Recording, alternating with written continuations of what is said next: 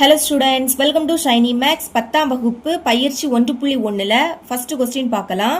பின்வருவனவற்றிற்கு A cross B, A cross A மற்றும் B cross A ஐ காண்க. இங்க நம்ம A cross B, A cross A, B cross A இப்படி மூணு விஷயம் கண்டுபிடிக்கணும். ஃபர்ஸ்ட் சப்டிவிஷன் இங்க A கணமும் B கணமும் கொடுத்திருக்காங்க. ஃபர்ஸ்ட் என்ன கண்டுபிடிக்கணும்? A cross B கண்டுபிடிக்கலாம். கொஸ்டின் எடுத்து எழுதிக்கிட்டே முதல் A cross B கண்டுபிடிக்கலாம். ஏக்கு பதில் அதோட கணத்தை எடுத்து எழுதிக்கலாம். என்ன கொடுத்துருக்காங்க? 2 கமா மைனஸ் 2 கமா 3 இவ்வளோ தான் இருக்குது. அடுத்து இடையில பெருக்கல்.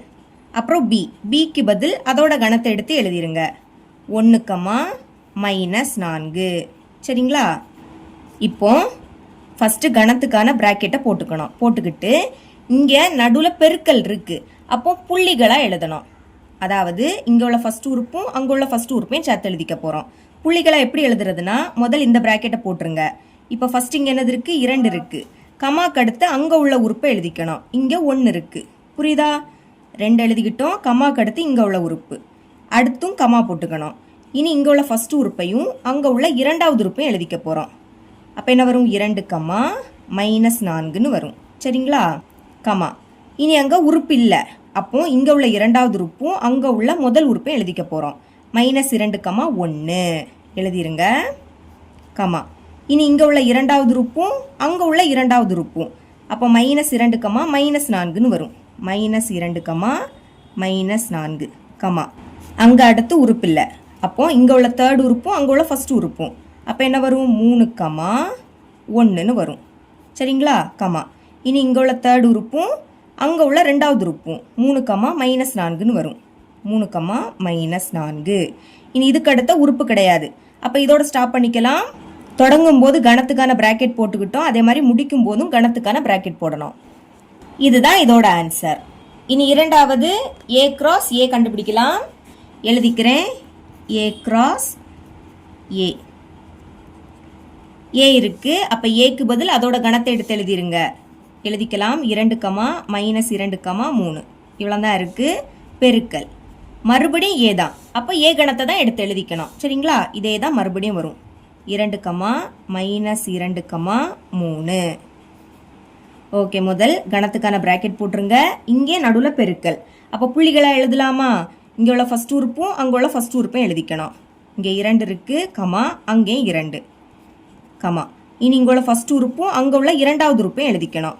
2 கமா அங்கே இரண்டாவது உறுப்பு மைனஸ் 2 கமா. இனி இங்கே உள்ள ஃபர்ஸ்ட் உறுப்பும் அங்கே உள்ள மூணாவது உறுப்பும் 2 கமா 3 2 கமா 3 கமா. இனி அங்கே உறுப்பு இல்லை. அப்போ இங்கே உள்ள ரெண்டாவது உறுப்பும் அங்கே உள்ள முதல் உறுப்பையும் எழுதிக்கலாம். என்ன வரும்? மைனஸ் 2 கமா 2ன்னு வரும். Minus 2 comma 2 comma. இனி இங்கே உள்ள இரண்டாவது உறுப்பும் அங்கே உள்ள இரண்டாவது உறுப்பும் minus 2 comma minus 2 minus 2 comma minus 2 comma. இனி இங்கே உள்ள இரண்டாவது உறுப்பும் அங்கே உள்ள மூணாவது உறுப்பும் மைனஸ் 2 கமா 3ன்னு வரும். Minus 2 comma 3. அங்கே அடுத்த உறுப்பு இல்லை பார்த்தீங்களா? அப்போ இங்கே உள்ள மூணாவது உறுப்பும் அங்கே உள்ள முதல் உறுப்பும் 3 கமா 2. இனி இங்கே உள்ள மூணாவது உறுப்பும் அங்கே உள்ள இரண்டாவது உறுப்பும் 3 comma minus 2 3 comma minus 2 comma.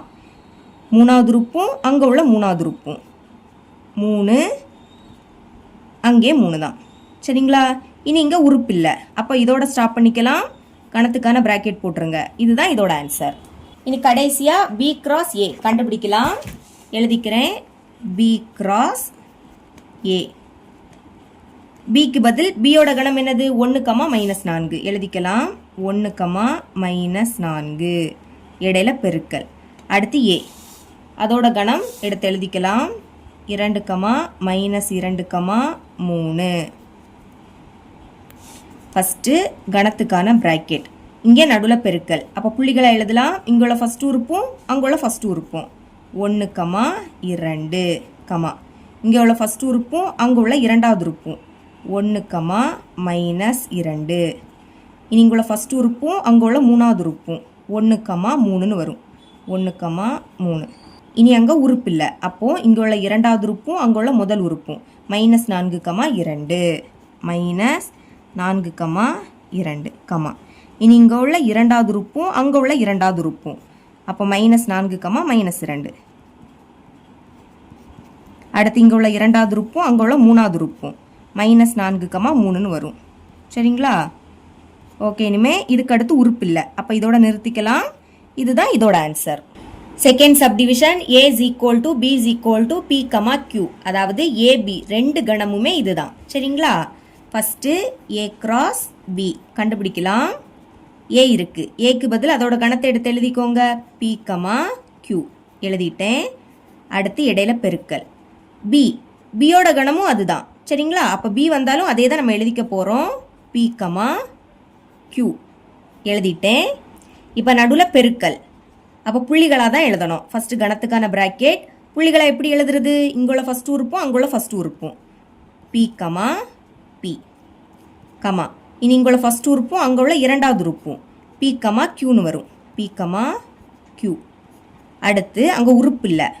இப்போ இங்கே உள்ள இரண்டாவது உறுப்பும் அங்குள்ள ஃபஸ்ட்டு உறுப்பும் Q, Pன்னு வரும். Q, P. இனி இங்கே உள்ள இரண்டாவது உறுப்பும் அங்கே உள்ள இரண்டாவது உறுப்பும் Q, Qன்னு வரும். Q, Q.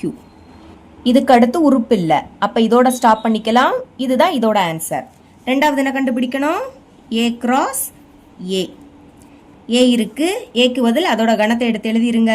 P, Q பெருக்கல். மறுபடியும் A தான். அப்போ இதே தான் வரும். எழுதிக்கலாம். P, Q. ஓகே, இப்போ பாருங்க. இங்கேயும் P, Q, இங்கேயும் P, Q.